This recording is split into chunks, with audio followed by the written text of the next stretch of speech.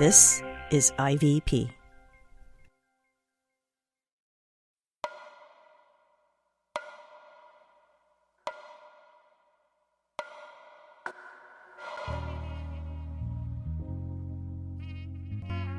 This is The Disruptors, a podcast from InterVarsity Press.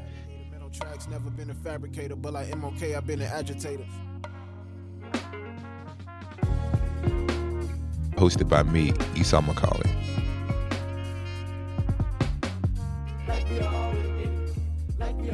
How does this sound? This sounds better, right? That sounds way better. Okay. We're having to record this over the internet, not in the same room. Because we're just being a little safer right now because Illinois is crazy, coronavirus-wise. Well, if we still have a democracy on Thursday, we're happy. We're glad the democracy survived. Welcome to The Disruptors. Yeah, so people are going to be listening to this. No one's going to listen to this podcast on Thursday yet. Well, let's make it seem relevant. So, why did we choose to have Chandra Crane on the podcast for election week? Well, on the face of it, someone who wrote a book about a multi-ethnic or multiracial identity doesn't seem to be the place that you would begin to talk about an election in the United States.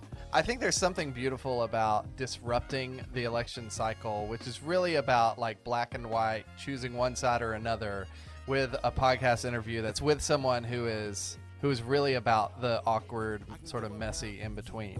Settle down, not ever knowing. Won't let my history bury me, 'cause I ain't doing this just for me.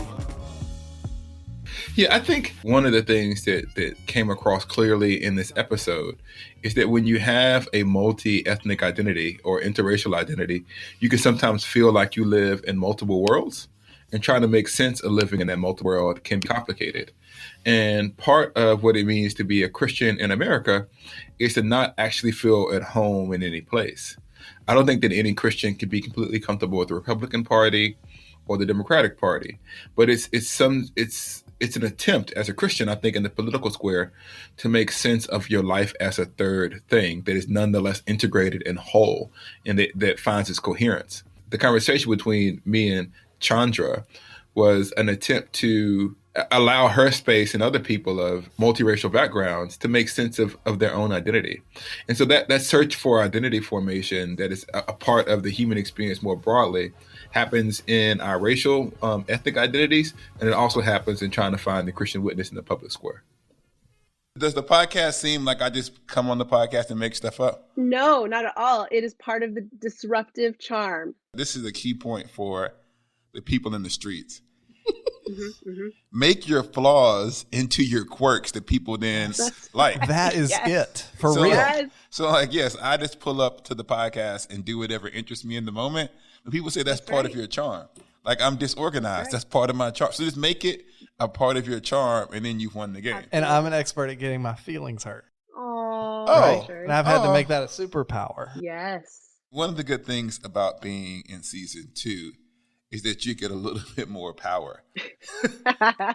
So you can choose who you wanted to have on the podcast. And when we started talking about season 2, I said, I want Chandra on the podcast. Aw, thank you. This is like an internet friendship. So I first saw you Yes. on Twitter and said, she seems like an interesting person. And then I saw that your book, Mixed Blessings, was going to come out. And I said, this seems like something that would be good for the Disruptors podcast. But for the people who don't follow you on Twitter, which they should, and other places, Yeah. can you give us a little bit of information about your background, who you are, where you come from, and what you do? Absolutely. Absolutely. I have a multi-ethnic and multicultural background. So when I was writing the book and I wanted to be on season 2, I made sure to use the word disrupt or disruptive several times. Is it in there? Is it? It's so in there. Okay, there we go. I was like, what can I do to make sure? So, but we are, right? We're disruptive. Multi-ethnic people, multicultural people are disruptive. We're disruptive of monoethnic assumptions. We're disruptive of even multi-ethnic spaces made up of monoethnic people. And so I've spent my life being disruptive. And like you were saying earlier, I've learned how to make that into a superpower, like Richard said, into a quirk, like you said, how to own it. But it's been a long journey. So my birth father was Thai, a Thai national. He and my mom split up before I was born. And then it was just her and me. My mom is white American, European American. It was just her and me for about 5 years. And then she remarried. She remarried my adoptive dad, my stepdad, my dad, who was African American. And so I've grown up at the intersection of so many different cultures and nationalities and ethnicities. I also grew up in New Mexico, and that's a strong part of who I am. So that mestizo reality that I just listened to Professor Chow Romero's episode just dropped, and I was cheering and yesing and amening when he was talking about his multi-ethnicity, his multiracial story. So I'm a campus minister with InterVarsity, and I had a chance to write this book just talking about the joy and the sorrow, the pain and the privilege of being mixed. I'm in an interracial marriage, and so my daughter and my son, but much more my daughter, as far as people being concerned with her hair and asking her questions and those kinds of things. So can you tell me what it was like growing up with a multi-ethnic identity, and how did you begin to make sense of your own self as a kid? Was it easy? Was it difficult? Were you accepted, rejected? How did that go? Although no two stories are the same, and obviously if we have different parts of our heritage, mixed people are going to have different stories across the board. But one of the similarities is that moment in which you realize you're not like anyone else in society, but you also are maybe not like anyone else in your family. And that sense of displacement, of perpetual displacement, I think is a very common thing among multi-ethnic folks. And I definitely felt it when I was a kid. What I felt so keenly was, where do I fit in? I don't even fit in at home. I don't look like my parents. Obviously, I didn't look like my adopted dad. Yeah. Although it's fun because I have a sense of humor. And people used to say when I was in high school, oh, yeah, I can see it. You've got Raj's smile. Right? And you would say, well, if you feed them long enough, they start to look like you. So, but as far as actual phenotype, right, I just didn't look like anybody. It's my daughter. She, like, I'm darker, for those of you who I mean, how you don't know that, but I'm like black. So my daughter is brown and my wife is white. And so my daughter and my other kids, they're kind of like, Dad, like, you're darker than I am and I'm lighter than Mom. They're even as a 4 to 6 year old, she's trying to make sense of like, how do I fit in this thing? And then we were talking about my son who's 4. He was talking about my book, and he calls it Reading with Black instead of Reading Without Black. I love it. And then he goes like, who are the black people? I was like, well, son, you're black too. He's like, oh yeah, I forgot. So sometimes he kind of like loses track. And we used to live, this is I have a bunch of kids. I was just talking about Peter, the 6-year-old. My older son, Luke, when we lived in Scotland, there weren't that many African American or black people of African descent. So there was a Korean kid who was in his class, and he said, well, we're the brown people. So that was like, he had picked the closest thing and said, okay, we're in one little group and this is everybody else.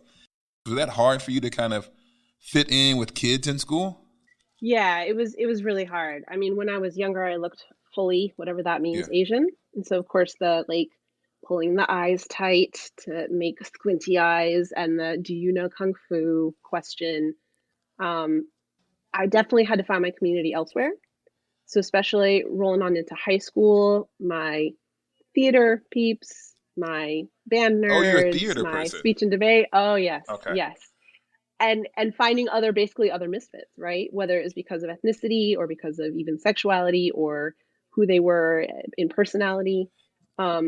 It's been a lifetime of figuring out where do I go to fit. And the most recent part is now reintegrating my ethnicity. Yeah.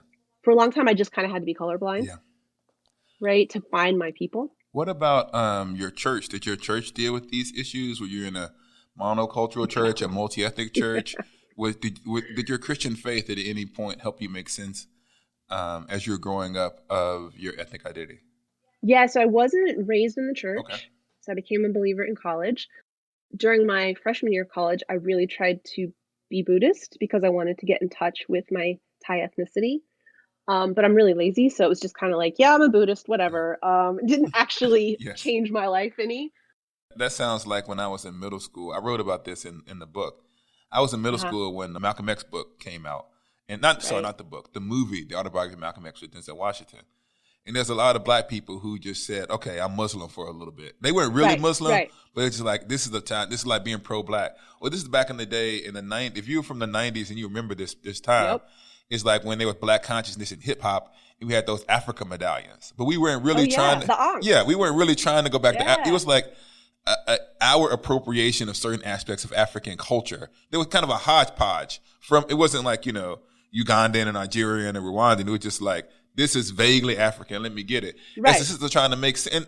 And I understand it was in the sense of our identity was being devalued. And so we started reaching for anything in the culture, what we thought African culture was, to give us a sense of self. And so this kind of turn to Buddhism in college makes sense, to trying to make sense of, well, who am I as a person? But that didn't seem to stick. So you were saying? Right. Well, and because one, I do believe that Jesus is the way, the truth, and the life, for sure. But two, because I didn't have I was growing up in a small town in New Mexico that is about half and half Hispanic, or Chicano and white. So I didn't have any other Asian peeps, really. There weren't really many black folks. And so I ended up being immersed in whiteness no matter what. And so when I became a believer, I ended up going to a very white church. And again, it was colorblind. It was, let's talk about Jesus, let's talk about the gospel, which is all beautiful, right? But it took until I was in my late 30s to come across a multi-ethnic church to finally feel like I was home. Was it a multi-ethnic church that dealt with issues of race, or were you just happy to see different kinds of people in the pews? And this isn't to ask you to shade your church, but I think there's kind of like two experiences of multi-ethnic churches. It's like, okay, I'm glad that I don't feel like I'm in this space where there isn't any diversity. And then there's to kind of say, well, this is a church that takes who I am seriously.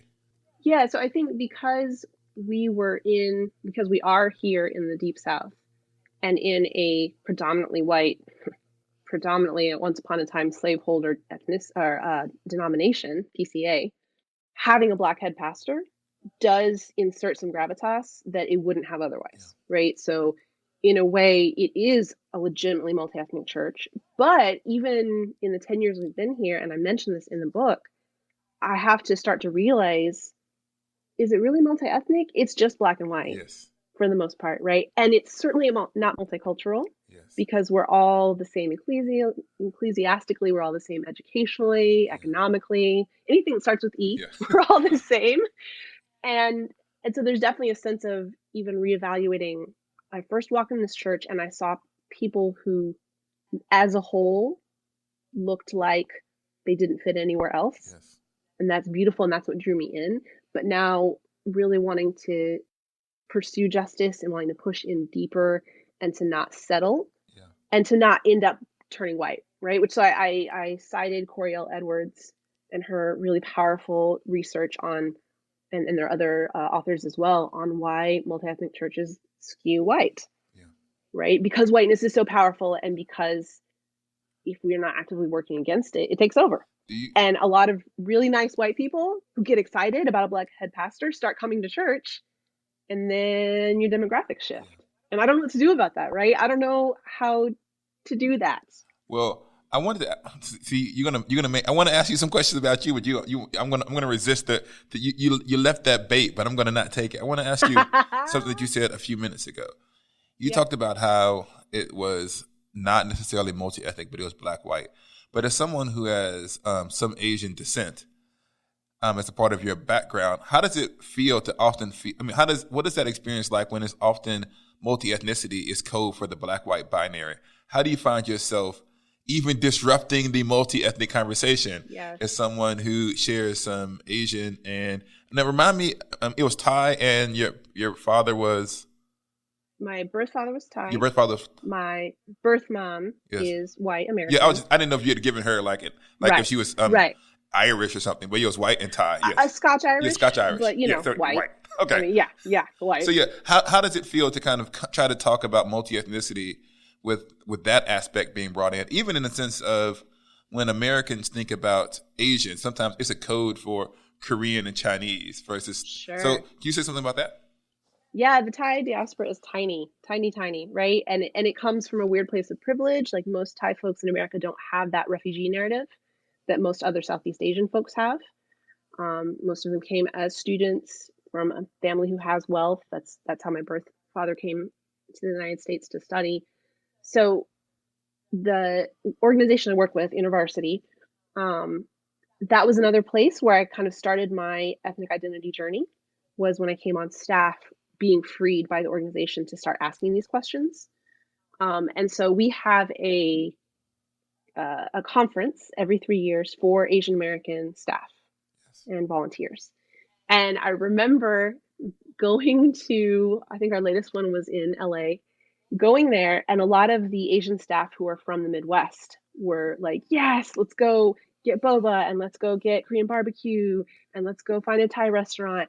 And they were so excited. They were like, look at all the Asian food. And I'm looking around me and saying, look at all the Asians, Yeah. right? Because Yes. I don't see restaurants, much less Asian people. There's a large Vietnamese and Hmong community on the coast, Yes. but further inland up here in Jackson, there just aren't many people. So yeah, it definitely feels like my story is constantly being overlooked, and that constant sense of, hang on, guys, hang on, the whole family isn't here.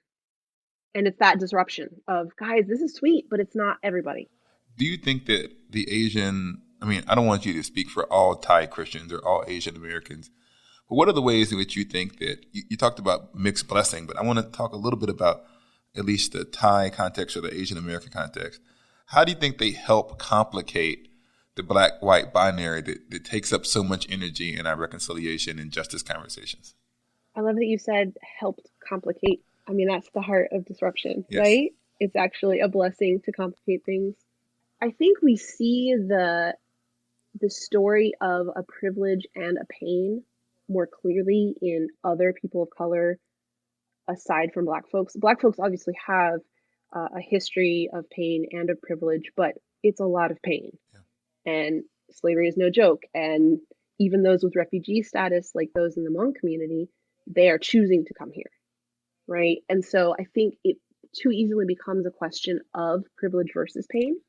And so I feel like for those of us who are people of color of another ethnicity, whether it's indigenous peoples or Asians or brown folks, like Professor Chow Romero was talking about, but especially then also mixed folks, whether you're mixed within, whether you're Japanese, Chinese mixed, or mixed with white, it breaks up this conversation, which assumes that everybody is either completely privileged or completely oppressed.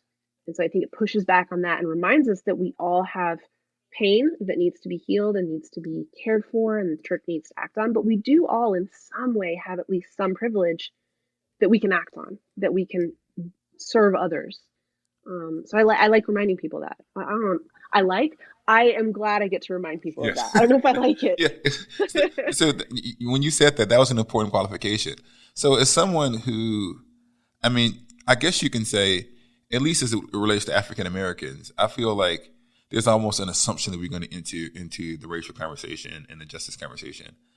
Mm-hmm. But in some sense, like, because of the place of Asian Americans kind of in Christian ecology, I guess you could say, this is a conversation in theory that you could avoid or you could ignore. What made you decide that this is something that I have to be involved in? And what's been the cost for that for you personally in your own kind of life and Christian vocation? I love that my story is multi-ethnic. I think especially now that my phenotype is mostly white, people can tell that I'm something, yes, right? But I am not wearing my blackness on my skin. I can pass. And even a lot of Asians, even in the age of yellow peril and of COVID, from a distance, yeah, most Asians can pass in some way that Black and brown folks can't. But I wear my blackness on my sleeve, right? I was raised by a Black man. I have Black aunties and uncles. The African diaspora is an important part of my heritage, not in an appropriative way, but in a way that was handed to me as a gift when my dad decided to adopt me. And so I choose a lot of times to wear my BLM shirt when I'm going into white spaces. Is that a cost that is huge? No. Is it something I can take off and put on? Yes. So there's a privilege there, but I choose to enter into that because I want to disrupt people's expectations, right? And one thing I love is I worked for 10 years with Black law students. with law students of all ethnicities, but work closely with students in the Black Law Student Association chapter. And so I have a shirt that says Black Lawyers Matter. Right. And I love wearing that because people don't know how to react. Yeah. It's almost like when it's BLM and it's this black shirt with the white print, they can just kind of dismiss it. Yeah. But even when it's the Imago Dei University shirt, right, which has on the back, this is why Black Lives Matter to God, right, because of Imago Dei. But when I wear this gray and white shirt that says Black Lawyers Matter, it really stops people. Like, how are you going to argue with that, right? One of the things that's difficult for me are bad arguments. And this is the hard part about existing on the internet, because the internet is full of bad arguments. But things that Christians say that are just like unendingly frustrating to me. And one of them is about like the issue of saying something like Black Lives Matter, or even forget the statement. It's when you highlight the unique contributions of Black people, it gets people in their feelings in a way that it happens nowhere else. And I tweeted about this last weekend, but it's relevant to what you said. We have whole books about Celtic spirituality and Celtic Christianity and the Celtic way of evangelism. Yes. Basically, we have whole books about how the Irish are amazing. And nobody runs around yelling at the Irish people and calling them divisive or critical race theories. We have an actual thing in Christianity called Anglophiles, where people just love British culture. And they just have the British accent and British fiction. And listen, and they say there's a sensibility to British writing that is distinctive and unique that I identify with, even though I'm not British. And no one says, well, can I only read this writing if I'm a British person? Like, no, this is something. And so, but the moment that you say Black, and when I say Black, I mean in code for African-American culture in the United States. That's when I'm using it there. The moment that you say that, it's like, I don't see color. Well, hold on. You were an Anglophile. You love C.S. Lewis and J.R.R. Tolkien and the Inklings, because that's British literature. Right. Well, why can't I say Black literature? Right. And so it's like, it's this idea that only certain communities are allowed to bring their blessings to the wider church. You called the name of your book Mixed Blessings. And so you're not just talking about what a particular ethnicity brings to the body of Christ, but like how these kind of things cluster together. So can you say a little bit about the uniqueness of what multi-ethnic identities bring to the body of Christ? Yeah, well, and it's interesting because it's actually mixed blessings singular. Oh, mixed blessings. And that's on purpose. No, that's cool. It's cool. I'm glad you said it because I can then clarify. It's on purpose because, right, the phrase mixed blessings has a little bit of a negative connotation, right? And part of what I feel like a lot of us who are multi-ethnic and choose to use the word mixed are doing is in the same heart as Brian Bantam when he did Redeeming Mulatto, right? Yeah. Like, I'm going to reclaim the goodness of the word mixed and say, no, this is a positive. Like, I'm going to take away the ugliness of being a mixed breed, or the sense of white purity, or the sense of even the one drop rule, or of blood quantum. And I'm going to say, no, mixed is a good thing. And so when I wanted to name it Mixed Blessing, I wanted to do it to say, it is a good thing. We can sit comfortably in the wholeness of being mixed, and that is a gift from God, and there's no negative to it. Yeah. Right now, being mixed in our broken world has some negative experiences. But being mixed is not, it's not the tragic mulatto trope. It's not the wandering mestizo trope, right? It is, this is a good thing. And because I think when we speak of multi-ethnicity, we assume that it's a group. And so I like using mixed and a mixed blessing to point to a singular person. Yes. Like you, singular person, are made up of multiple ethnicities, multiple experiences, multiple history and heritage, and you are a blessing, and that is a good thing. I feel like it's very difficult to get someone to articulate this well. And I think about something like the Tiger Woods phenomenon, where he's going, well, I'm not Black. I forget what he exactly said. Cablinasian? Yeah, so like he started to, and so this is the tricky part, is because, especially when African is a part of that mix, and because of the history of this country, where one drop of African blood made you Black, we want to like have everybody on our team. Right, it is both a negative and a positive in the sense of like it's rooted in racism, like how you do that, but it's then become a part of our culture. But you also want to say, if as someone who's in an interracial marriage, you don't want to have the kid deny the other part of who they are. And so people who can articulate that well without denying one part of themselves, is difficult. And so I was glad that you talked about mixed blessing as something that you're trying to retain. And so is there any advice or reflections on how you do that? How do you kind of own your multi-ethnicity without potentially downplaying the ethnic part of who you are that might be least acceptable to society? So I think the part of what made people like respond so strongly to Tiger is because they felt like he was denying the part that the rest of the culture didn't want to emphasize anyway. So how do you acknowledge your complexity without denying the part that's going to like, this will be most resisted in the wider culture? There's two things that come to mind. The first is the sense that you can be multi-ethnic, especially Black, white, in two ways, right? You can be in the sense of your marriage, right? In the beauty of you and your wife saying, we're going to defy these conventional norms. We're going to not allow the divide between Black and white to be an issue for us, even though it's hard, right? But in itself, it's good, even though in society it's unaccepted. But also, I mean, most Black folk do have white ethnicity, right? Because of the history of rape by the enslaved of slaveholders. So I think it's acknowledging that our mixed ethnicity can come to us in ways that are both powerful and harmful. And that as we look at books like Prophetic Lament with Professor Soong-Chan Rah, we can lament the brokenness, but still see the good that comes out of it, right? We can sit in that. And the second thing, when we think about Tiger, that is interesting to me, which I used to harass my husband a long time ago, before we had kids, before Tiger had his scandal. Like, Tiger and I would have had beautiful babies, okay? They would have been about 1/3 white, 1/3 Black, and 1/3 Thai. Like, they would have been gorgeous. And I also don't make that joke anymore because of, you know, the fetishizing of mixed children. Yes. One thing that I've noticed in contrast with like Tiger Woods and President Obama, and then now with Kamala Harris, is President Obama is mixed, right? He's Black, white, but it was so important, and this is a good thing. I am not at all down on this. It was so important for him to identify as Black. One, because that's true to who he is, but two, because we're about to have a Black president, and that means a lot. But I feel like Kamala has the opportunity and a little more of the freedom to identify as mixed, because in this cultural moment, we've already had someone of African ancestry fill one of the two highest offices in the land. And because she's a woman, she's already kind of navigating that weird mixed split, have to be more than one thing. And so I think it's also powerful to be able to say, well, how do I identify? Do I identify monoethnically? And if so, that's okay.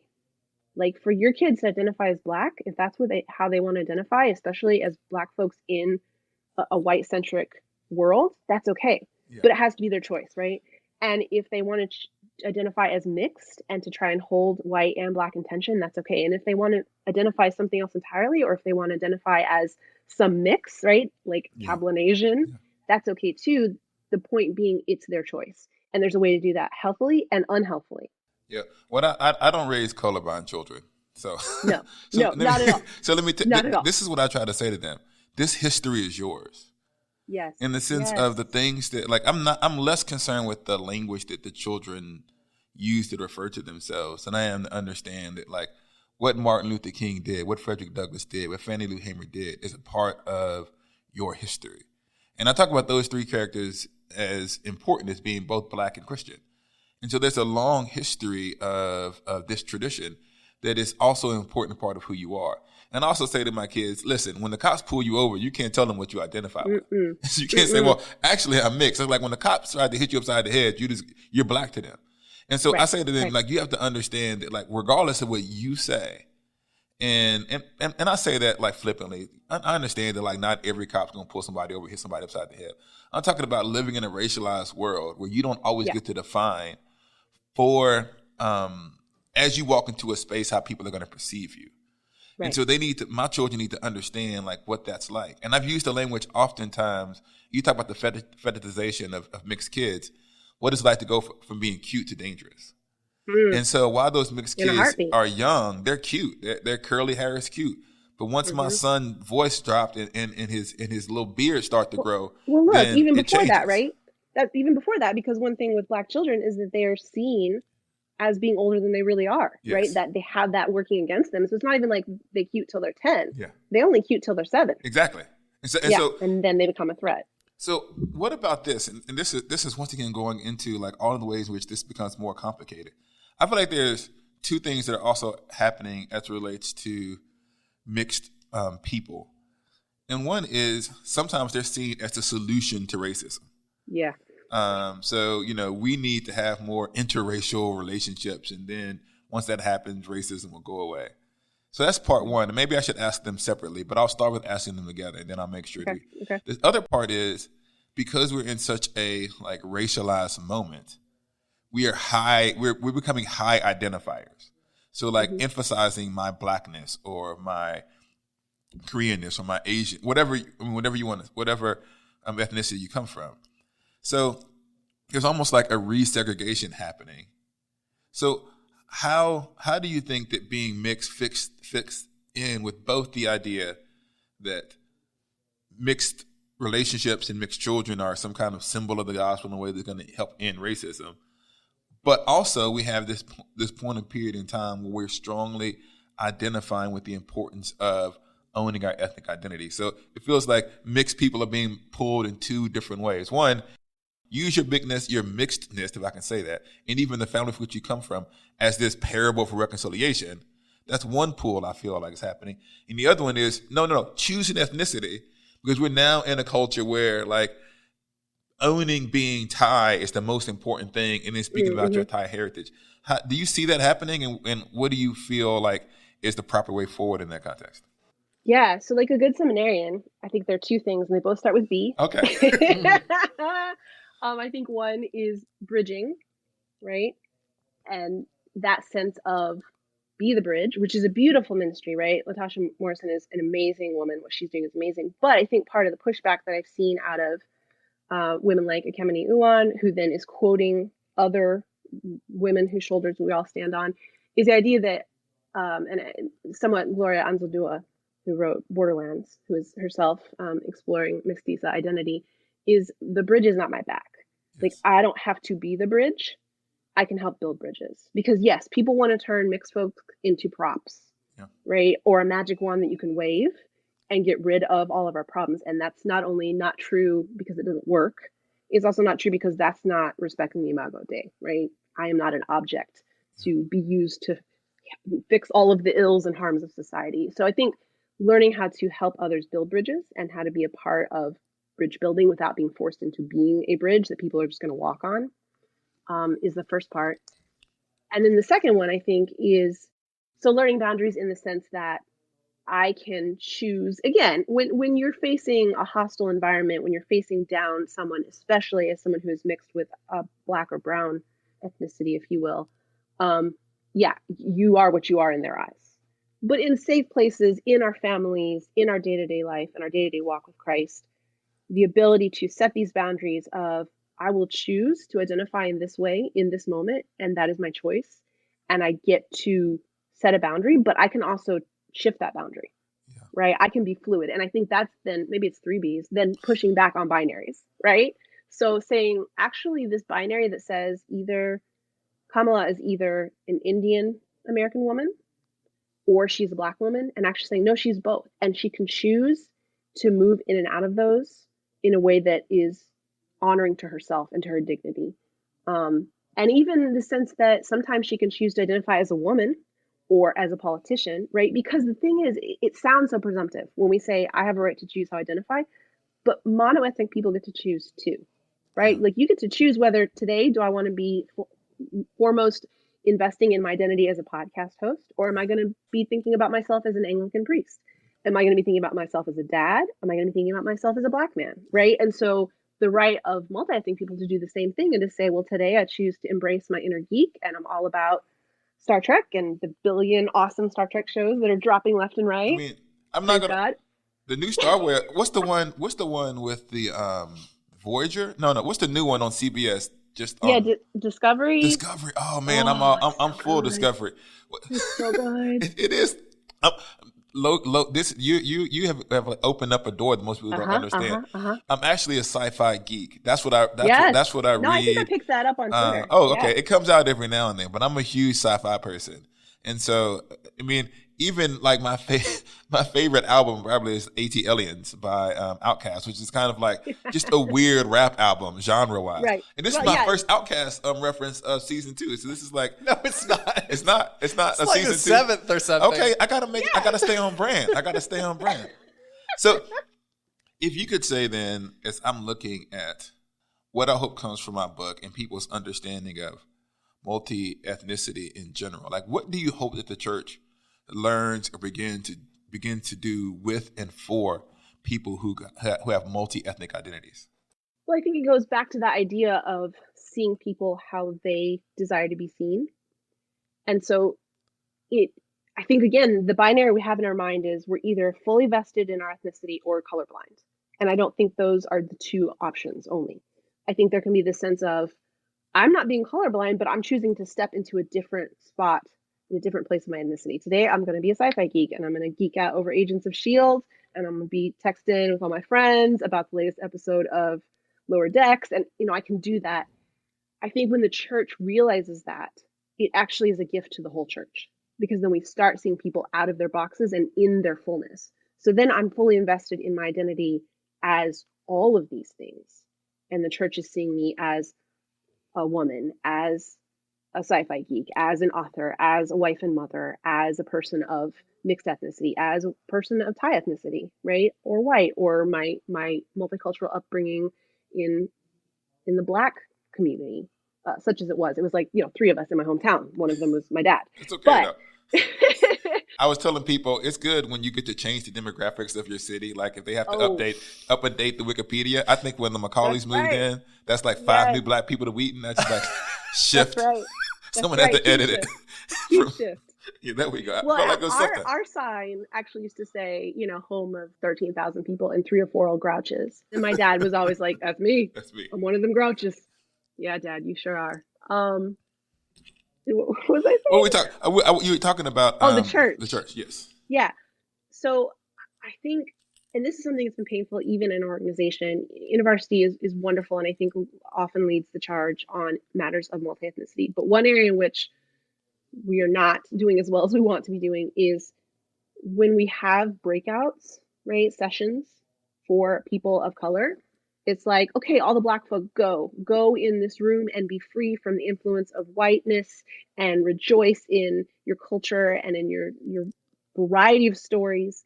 All right, let's go. La Familia, all of the Chicanas, let's go here, let's do this. But there's often not a space for mixed folks.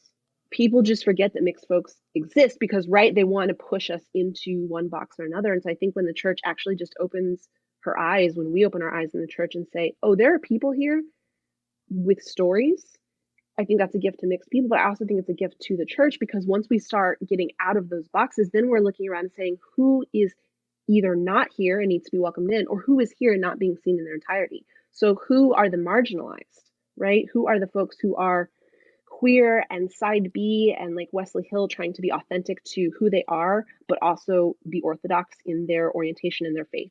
Who are those of us who are dealing with mental illness and who are not neurotypical, and who are those who are differently abled and are shut in, right? That just everyone that's marginalized that we don't see. And oftentimes, I think this is something you were talking about with Professor Chow Romero recently. Sometimes everyone else's stories get caught up in the very important story of Black and white, right? And so when the church starts seeing that there are other categories, I think it opens huge things. And I think it opens huge things to us in terms of serving and also witnessing, right? When we have our eyes open to who's not here or who's not being served, then we're naturally starting to look around and say, oh, where do we need to do our job better? Where do we need to love better? Hey everybody, producer Richard Clark here. InterVarsity Press wanted me to let you know about another podcast they've just launched. And honestly, if you're into disruptors, I think you're going to like this one. It's called the Every Voice Now podcast. Every week, Mila Kim and Ed Gilbreth showcase the stories of how authors of color manage to write and publish their books. Their second episode is with someone you might be familiar with. Our conversation with Chandra Crane was so interesting. So she's half white, but in the white culture, she felt like she wasn't fully white, right? But her birth dad is a Thai national. In the Southeast Asian group, she always felt white, but then she grew up with an African-American dad who raised her, and where she never really felt like she belonged. And she shares a lot about that pain. And the journey of writing is pressing into that pain of feeling marginalized and sharing that journey with people. And so she was just so honest about that whole journey of feeling and carrying that weight as she's writing. Yeah, and through her experience of pain and marginalization, you really understand the grace that she's experienced and shows, and the hope that she's been able to find through very difficult passages. You can subscribe now to Every Voice Now, anywhere you get your podcast.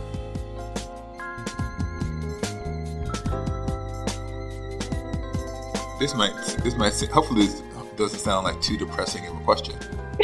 But do you think that this is possible? I mean, I think we're so far down the road on the multi-ethnic conversation, and like the data is coming back on how rare it is for a church to actually be not just multi-ethnic, but multicultural. Yeah. So do you ever despair of that kind of experience? Is it an eschatological vision that you just chase with no hope? Or do you feel like that the church in America can really begin to create a significant number of multi-ethnic churches that embrace the complexities of who people really are, like you've already talked about so far? So yes and no, right? Sometimes I do despair. Sometimes, also being a very outspoken woman in a complementarian tradition. I'm too complementarian for the PCA, and I'm too egalitarian for the PCA. I'm too complementarian for InterVarsity. Sometimes it does feel like despair, but that's when God does his good work, right? And to be a good Trinitarian, that's when the Father sent a multi-ethnic son, right? Because Jesus was mixed. Yes. People don't talk about that, but Jesus was mixed. And there's really good, beautiful theology and exegesis about that, like the embodied presence of Christ, right? And then he left us with the Holy Spirit. So can we do it? No. Can the Holy Spirit do it? Yes, obviously. When will the Holy Spirit do it? I don't know, right? That is the question. Yes, absolutely. Yes. He will in the eschaton. He's coming. He's going to make it right. It's going to be beautiful. I think and I hope we can, but it's going to take a lot of people opening their minds. It's going to take a lot of pushback on those binaries. I want to make sure that I underlined what she said about Jesus being mixed. There's so much stuff in the Bible that are facts hiding in plain sight. That are not only in the Bible, like you can find it, but it's in the Bible for you to understand that point, and we've ignored it. So there's the reason that the 4 women are included in the genealogy in Matthew's gospel is precisely because he wants people to know the gospel is for everybody. The point of the inclusion of Ephraim and Manasseh into the 12 tribes of Israel in the book of Genesis is because God made a promise. We think of Abraham as the father of many nations as merely the prelude to justification by faith apart from works of the law. Right.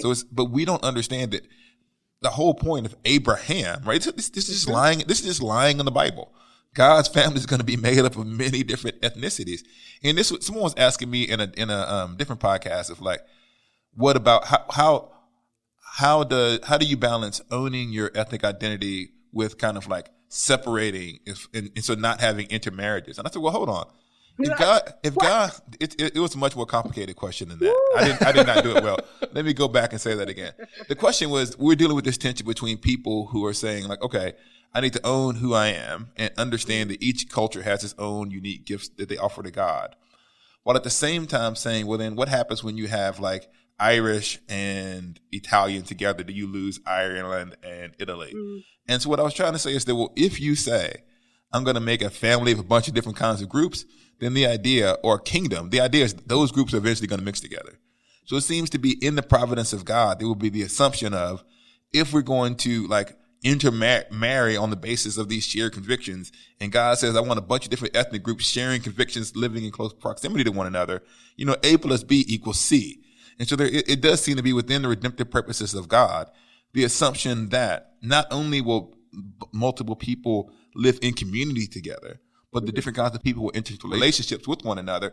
And that's going to, once again, in substance, even begin to create new cultures and interesting mixes.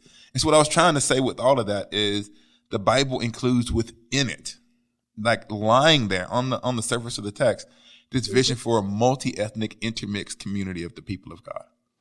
It does. It absolutely does. Yeah, go ahead, Richard. No, go ahead. I have something to say. Go. It does, yes. In addition, and flowing out of what you're saying, Esau, not contradicting it. Although I think you're the kind of guy that would be cool with that. Yeah, come for me. I'm not coming for you. Well, I already told Richard I was going to be like, oh, you're late. Did you do Jamar like that? Did you do Beth Moore like that? No? Did you? And then we laughed and we're like, probably, because he's a busy guy. What I think is important to note there is that there's also the story of Babel, right? Yeah. That he did not intend for a beige, bland whiteness. That was not his plan, right? His plan was for different languages. And it's not just like he was punishing them because they were prideful. He was saying, I told you to go out and expand and tell different stories and then come back together again in that beauty. And Pentecost was not, they all heard in, English, right? Yeah. It was not, they all heard in Greek or in Hebrew. They all heard in their own languages. So I think the inevitability wasn't to just have a melting pot. I think it was centralness and whiteness that turned into a melting pot. Think about what it would have been like if when Irish refugees, in a sense, when Irish immigrants came, when Italian immigrants came, if they hadn't had to blend into whiteness. This is where I think the complexity of the wider Christian story fits together. Is how, and this is where the mixed conversation becomes so complicated, is how do you affirm at both the same time the uniqueness of each culture and that we bring to the body of Christ as a good. They're like Thai is good, Korean. I mean, and obviously I understand there's subcultures within that. Sure. That Korean is good, while at the same time saying there's something good about Korea and China coming together, and having Korea and China come together without eliminating either, and having that add to its complexity instead of, like you said, removing distinctions. And I think that the church has not always done a good job of doing both those things at the same time. Yeah, absolutely. And so that's what I was trying to get at when I talked about what's happening with the family or Abraham's family. That is both affirming each one of these groups are unique and special to God, but he's also expecting these groups to live together. And when these groups begin to live together in the church, then that's just going to create interesting combinations. And I think that both of those things are important in God's purposes. But I think Richard really wants to say something. What you got, Richard? What you got? Chandra, one of the things I've noticed is like you are referencing and lifting up a number of groups of people that might see themselves or might be seen as outsiders. Mm-hmm. Compared to almost all of our other interviews, you in particular seem keyed in to like a lot of like outsider groups. And I guess my question is kind of I don't know if it's a simple one or like a naive one, but do you feel like being mixed race? Because I've seen this also in my wife. She's very keyed in to when people feel left out. Groups of people, individuals, she's very keyed into that idea. So my wife is also mixed race. And I'm just wondering if that is part of the mixed race experience, is like learning what that feels like and how to recognize it in others. Yeah, no, I think it's a good observation. I don't think it's a naive question. I think the naivete could come in if we, again, put that on mixed people. Yeah. Like that everybody who's mixed is like this, or therefore mixed people should just show us the way. Yeah. But I think there is an inherent part of being displaced, of being an outsider, of being not easily fit into categories that does make your average person say, what's missing here? Because I know I've been missing a lot. Like I have been in this place where I was being missed. So who else is there that doesn't see? So I think it does in the same way that anyone who is marginalized notices more, right? And I think when we in the church, and this goes back to your question from earlier, Esau, when we in the church are truly empowering minorities to speak, then it is not as much of a burden. When we're just asking minorities to speak and not empowering them and not giving them resources and an actual turned on microphone, like here's a sad looking megaphone. Could you teach us how to not be racist? No. But here's a microphone, and we put it into the AMP system, and we told everybody else to sit down and shut up and listen. Teach us. And by the way, here's some money because you're worth your time, and here's some food because we honor you, right? When we're actually empowering minorities to speak, man, that's so powerful, right? And so I think when you find people who tend to have that and really serve them, then they can serve well. But I think it takes that active service to mixed folks to help them come out of the weariness of having a marginalized experience and to come into the joy of, hey, I'm a stranger and a sojourner. I get it. Yeah. Wow. I feel like there's nothing better. I feel like you just dropped the mic on me. I don't know if I can. Thank you. One last question that's kind of floating around. And it's this. Do you think that there is a reconciliation of these identities? Or do you think that it is this constant shifting back and forth that that marks the existence of mixed people? So you said that sometimes identifies this way and sometimes it identifies this way. Is there a picture of like you as an integrated person who's made peace with the various parts of who you are as this unique person created by God? Or do you feel like you're still in this process of feeling in the mood to identify in different ways depending on your context? Like, what is your vision for them? Is the vision this like, this is the tension that I live with my entire life, or do I make peace with who I am? What do you think? So yes and no, right? Because that's the pushing back against binaries. Sorry, there we go. The binary part. Fix me. Well. There we go. You can't do that either. There we go. No, Here we go. No, only Jesus. Only yes, Jesus. Only Jesus. Yeah, I mean, I think it's a moment by moment thing, right? I had someone, a coworker who is a white man who is a true ally because in part he never calls himself an ally, right? That's always a good sign. And he asked me, he was hosting a student conference, and he asked me, he said, how do I love these mixed students well? Am I doing enough? And he listed off some things they were doing. And I said, I think the irony is, like in so much of the Christian walk, the fact that you asked that question means you are, right? It's the people who are saying, is this enough? How can I serve? Who are often the ones doing it. Yeah. And so I think in asking the question of ourselves, am I comfortable with my identity? Do I feel the tension? Do I feel a peace with the Lord? That sometimes that shows we are, even though it doesn't feel like it. Yes. Right. Well, and so I think that's the gift, right? That's the gift, is that we are forced to ask these questions that someone who is monoethnic may not have to ask themselves. They ask other questions, but that one they don't have to ask. I always have to be careful when people on the podcast say things that I want to agree with and just amplify it, or one of my hobby horses. I find the language of allyship important, but also complicated for similar reasons. I understand how family language gets weaponized in Christian communities. Mm-hmm. So in a sense where someone is trying to like push back on like a person affirming their ethnic identity or talking about justice, they'll say brother or sister, and then they'll kind of give you this long spiel. So they use the family language as a means of control. Mm-hmm. But I also think that Christianity has to be able to make its own case. Mm-hmm. And the fact that we consider ourselves brothers and sisters in Christ means that I'm obligated to do things for you as a good brother or sister. Mm-hmm. And so I understand that allyship comes from a different place that has been brought into the Christian discourse, and understand how it functions. I'm not saying anyone is wrong for doing it. But what I'm attempting to do is actually to be a good brother or a good sister. Yeah. And I guess I can't be a very good sister, but to be a good brother, to people, a good sibling, a good sibling. And what I'm trying to say is that part of what that means is, well, what does this family member require of me? And not only that, it's because we're in a family together. There's this assumption of affection and affirmation that comes being within the family, and it also includes the assumption of hard conversations that are in a family, because the family is the most intense form of discipleship. Like you exercise Christian patience, Christian love in intense, small, daily community where people see you at your best and at your worst. Mm-hmm. And so when I think about justice or reconciliation or all of these things, I'm saying to myself, how can I be a good brother? And so I'm glad that you talked about like that part of it. And so what I would hope is, even as someone who is raising mixed race kids, that I'm learning from you and from other people what it's like to be a good father to them, and what it's like to be a good brother or sister So I keep saying that. I'm so used to using gender inclusive language. When I'm referring to myself, it feels weird.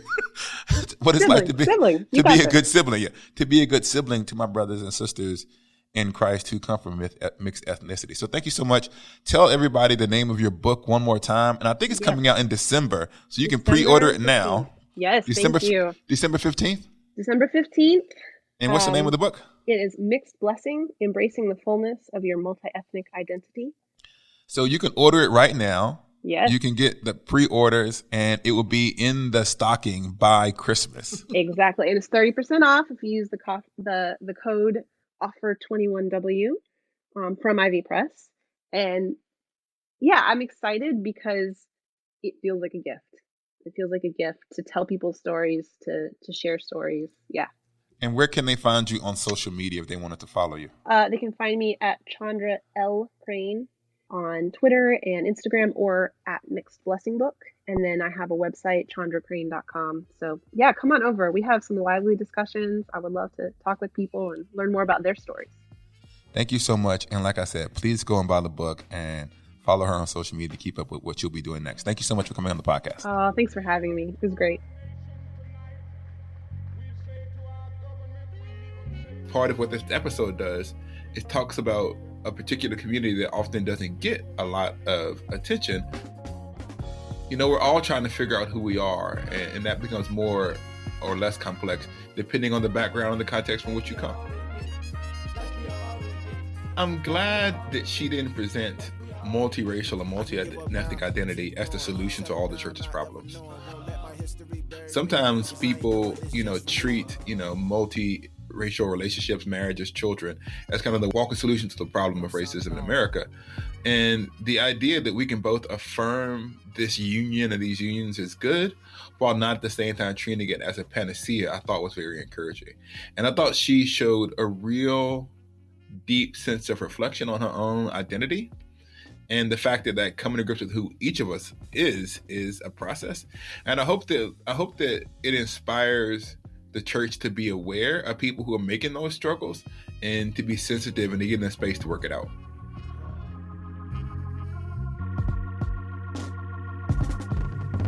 Thank you for listening to The Disruptors.